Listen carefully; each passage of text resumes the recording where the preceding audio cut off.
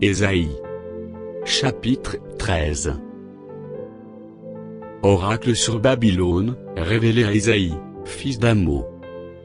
Sur une montagne nue dressez une bannière, élevez la voix vers eux, faites des signes avec la main, et qu'ils franchissent les portes des tyrans. J'ai donné des ordres à ma sainte milice, j'ai appelé les héros de ma colère, ceux qui se réjouissent de ma grandeur. On entend une rumeur sur les montagnes, comme celle d'un peuple nombreux, on entend un tumulte de royaumes, de nations rassemblées, l'Éternel des armées, passe en revue l'armée qui va combattre. Ils viennent d'un pays lointain, de l'extrémité des cieux, l'Éternel et les instruments de sa colère, vont détruire toute la contrée. Gémissez, car le jour de l'Éternel est proche, il vient comme un rivage du Tout-Puissant. C'est pourquoi toutes les mains s'affaiblissent, et tout cœur d'homme est abattu. Ils sont frappés d'épouvante, les spasmes et les douleurs les saisissent, ils se tordent comme une femme en travail, ils se regardent les uns les autres avec stupeur, leurs visages sont enflammés.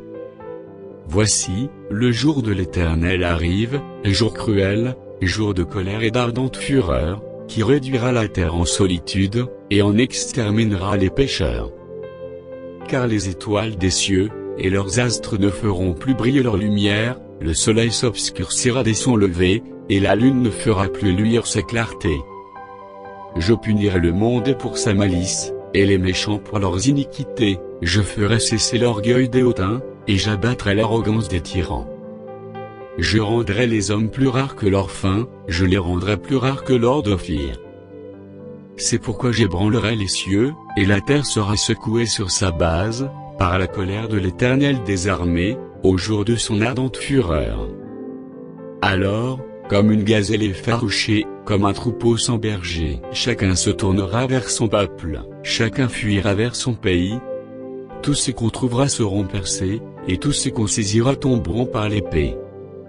Leurs enfants seront écrasés sous leurs yeux, leurs maisons seront pillées, et leurs femmes violées. Voici, j'excite contre les Mèdes, qui ne font point cas de l'argent, et qui ne convoitent point l'or. De leurs arcs ils abattront les jeunes gens, et ils seront sans pitié, pour le fruit des entrailles, leur œil n'épargnera point les enfants. Et Babylone, l'ornement des royaumes, la fière parure des Chaldéens, sera comme Sodome et Gomorrhe, que Dieu détruisit. Elle ne sera plus jamais habitée, elle ne sera plus jamais peuplée, l'Arabe n'y dressera point sa tente, et les bergers n'y parqueront point leurs troupeaux. Les animaux du désert y prendront leur gîte, les hiboux rempliront ses maisons, les autruches en feront leur demeure et les boucs y sauteront. Les chacals hurleront dans ses palais, et les chiens sauvages dans ses maisons de plaisance. Son temps est près d'arriver, et ses jours ne se prolongeront pas.